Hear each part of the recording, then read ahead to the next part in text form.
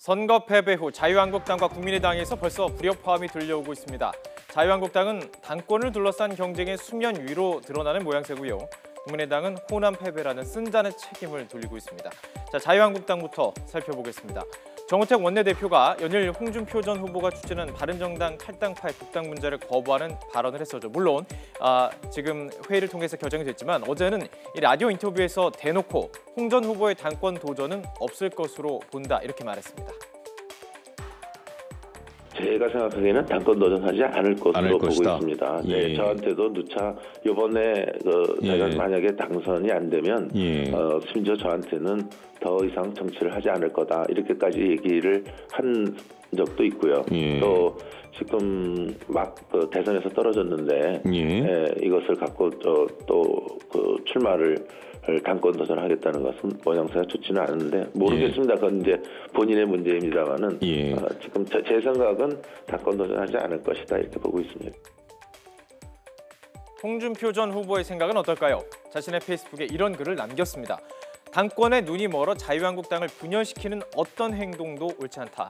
소화, 즉 작은 나를 버리고 큰 정치를 해야 한다 이렇게 썼는데요.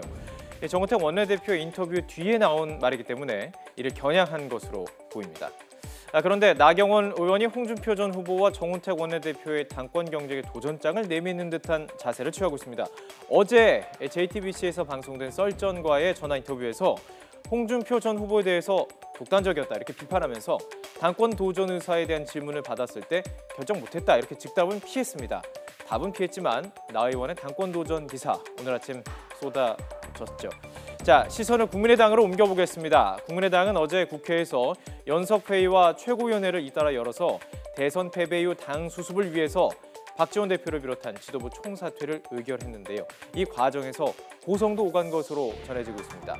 이때 정회중 문병호 수석 최고위원, 박지원 전 대표의 상황론을 다시 꺼내들었습니다. 한마디로 대표직을 물러나고서도 당내 상황의 역할을 하려는 것이라고 생각합니다. 박 대표께서는 대표 사퇴 후의 당 상황을 걱정하실 필요도 없고 당에 관여해서도 안 됩니다. 박 전 대표 이렇게 잡음이 커졌던 연석회 이후 사과를 하며 일단 수습을 시도했습니다. 이후 기자들이 앞으로 어떤 역할을 할 것이냐고 물었는데요. 일단 쉬겠다 이렇게 답했습니다. 제가 즐겨 사용하던 SNS를 좀 하지 말라고 우리 보좌관들이 제 손가락에다 골무를 끼래요. 많은 유혹을 느끼지만 안 하고 있습니다.